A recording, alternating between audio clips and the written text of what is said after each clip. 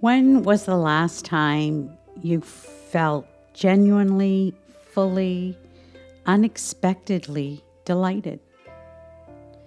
Not content or relieved, not grateful for the responsible things or measured in a way that we're grateful when things are fine, but delighted, light, surprised by something good, laughing in a way that came from somewhere you didn't plan. If you're having trouble remembering, I'm not surprised, and I want to talk to you about that. Because here's what I've noticed in myself and in some of the women I've talked to.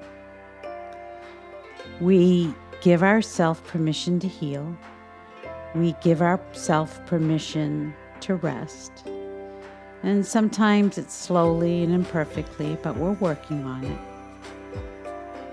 We give ourselves permission to grieve, to be honest, and to feel the hard things.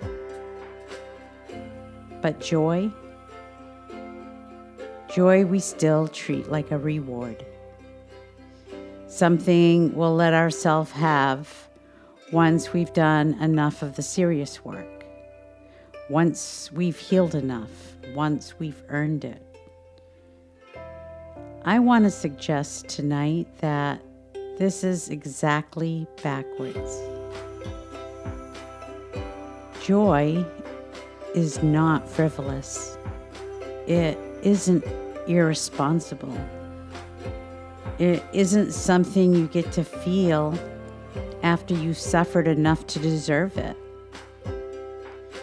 It's one of the most fundamental things a human being is built for. And you've been keeping it at arm's length for too long. Wherever you are right now, in your bed, on the couch, in a quiet room with the door closed, I want you to know that for the next few minutes, you don't have to be anyone. Not the mother, not the spouse, not the woman who holds it all together. Just you. Let's take a nice cleansing breath together. In through the nose and out through the mouth.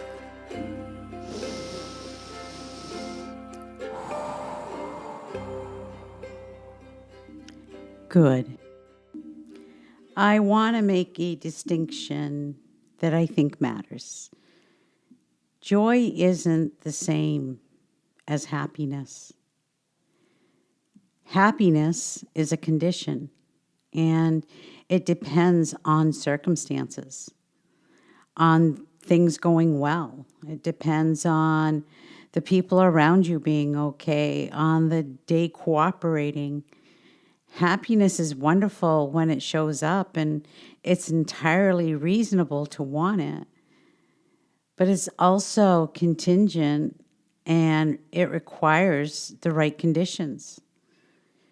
Joy is something different. Joy is the thing that breaks through regardless of the conditions. It's the laugh that comes out of nowhere in the middle of a hard time in your life. It's the moment of genuine delight at something small. A dog doing a ridiculous trick, a song that arrives at exactly the right time, a conversation that goes somewhere completely unexpected and wonderful. Joy doesn't require the circumstances to cooperate. It erupts through them.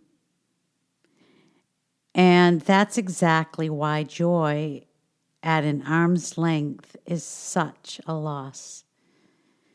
Because joy is available almost always in some form. I've spent a long time thinking joy was to be earned after all the demands were met. It's not that I was joyless. I want to be clear about that. I've always been capable of laughing, but I treated joy the way I treated rest, as something I'd let myself have after the more pressing things were handled.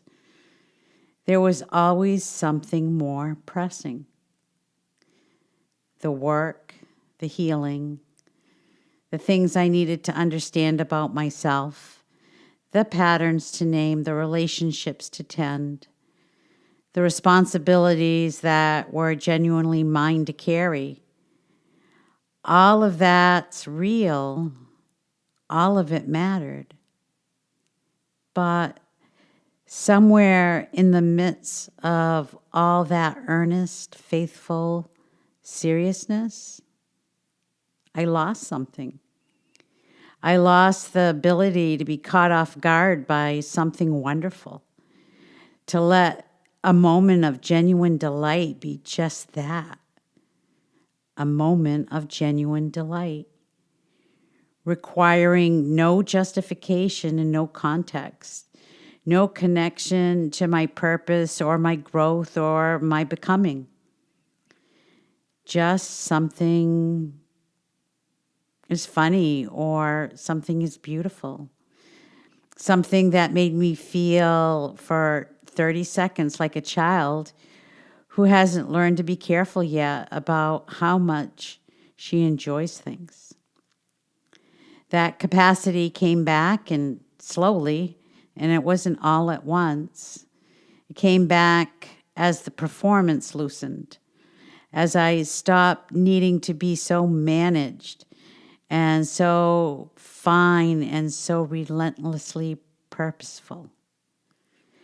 As I got quieter, joy got louder.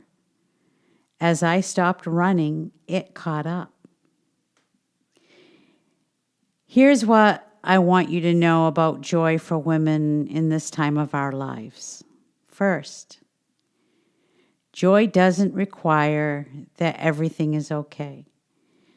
Some of the most joyful moments I've had in recent years have arrived in the middle of difficult seasons. Joy and grief can coexist. Joy and uncertainty can coexist. Joy isn't a sign that you've bypassed the hard things or that you're not taking your life seriously. It's a sign that you're fully present in it. Second, joy is often small. We sometimes wait for the big version, the extraordinary trip, the milestone achievement, the perfect day. But joy most often arrives in the small things. The morning that happens to be exactly right. The phone call with someone who really knows you. Or maybe it's time in your flower garden, tending and nurturing them. Or maybe it's the thing that your pet does that makes you burst out laughing before you even have a chance to compose yourself. Third, joy requires a certain kind of availability. You have to be present enough to let it land. If you're always managing, always anticipating, always running the inventory of what needs to be done, joy will slip past you. And it's not because it wasn't there. It's because you were too busy to notice it. And that's the real cost of the overthinker or the overmanaging life. Not just the exhaustion, not just the disconnection, the loss of delight, the loss of the capacity to be surprised by something good. And here's the beautiful thing. It's all recoverable, every bit of it. This week, I want you to notice joy when it shows up. Not manufactured, not seeking it out with great effort. Just notice it when it arrives. The small, ordinary, unremarkable moments of genuine delight. And when you notice one, don't move past it immediately. Stay in it for an extra few seconds. Let it be what it is. Let yourself be someone who just felt something good without immediately filing it away and moving on to the next thing. You are allowed to linger in the good things. That isn't self-indulgence. That's a woman who has learned how to live in her own life. May something delight you this week. Something small and unexpected. Something that makes you laugh before you can think about it. Something that catches you maybe off guard and reminds you just for a moment what it feels like to be fully, lightly, freely alive. You've done so much serious work. You've been so faithful to the hard questions. You've earned a Tuesday that surprises you with something wonderful. So let it in. Rest well tonight, and I'll see you in the next episode.